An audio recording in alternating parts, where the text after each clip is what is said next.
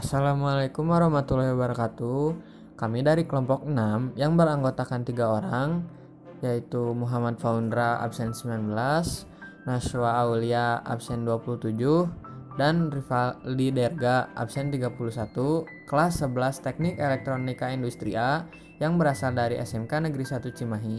Di sini kami akan sedikit menjelaskan tentang sebuah rangkaian elektronika yang disebut rangkaian Pulse Width Modulations atau yang biasa disebut sebagai rangkaian PWM di dalam sebuah software. Di sini kami menggunakan software Proteus.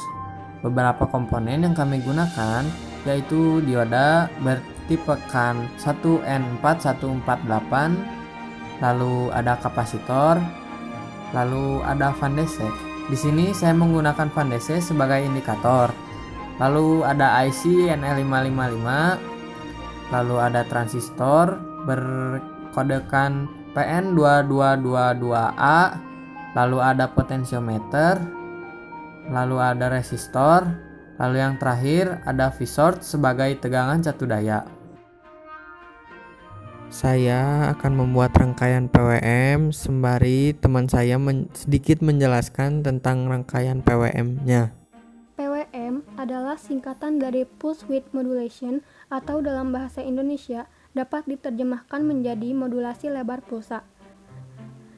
Jadi, pada dasarnya, PWM adalah suatu teknik modulasi yang mengubah lebar pulsa dengan nilai frekuensi dan amplitudo yang tetap, namun memiliki lebar pulsa yang bervariasi. Lebar pulsa PWM berbanding lurus dengan amplitudo sinyal asli yang belum termodulasi. Artinya, sinyal PWM memiliki frekuensi gelombang yang tetap, namun duty cycle bervariasi antara 0% hingga 100%. PWM dapat dianggap sebagai kebalikan dari ADC yang mengkonversi sinyal analog ke digital. PWM atau Pulse Width Modulation ini digunakan menghasilkan sinyal analog dari perangkat digital. Contohnya dari microcontroller. Sinyal yang dihasilkan oleh microcontrol atau IC 555 ini adalah sinyal pulsa yang umumnya berbentuk gelombang segi empat. Gelombang yang dihasilkan ini akan tinggi atau rendah pada waktu tertentu. Gelombang tinggi di 5 volt dan paling rendah di 0 volt. Durasi atau lamanya waktu di mana sinyal tetap berada di posisi tinggi disebut dengan on time atau waktu on. Sedangkan sinyal tetap berada di posisi rendah atau 0 volt disebut dengan off time atau waktu off. Untuk sinyal PWM, kita perlu melihat dua parameter penting yang terkait dengannya, yaitu siklus kerja PWM. Seperti yang disebutkan tadi, sinyal PWM akan tetap on untuk waktu tertentu dan kemudian terhenti atau off selama sisa periodenya.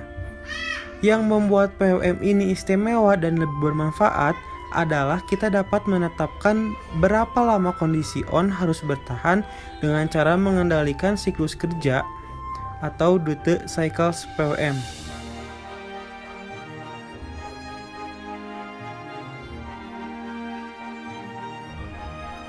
Persentase waktu di mana sinyal PWM tetap pada kondisi tinggi atau on time disebut dengan siklus kerja atau duty cycles.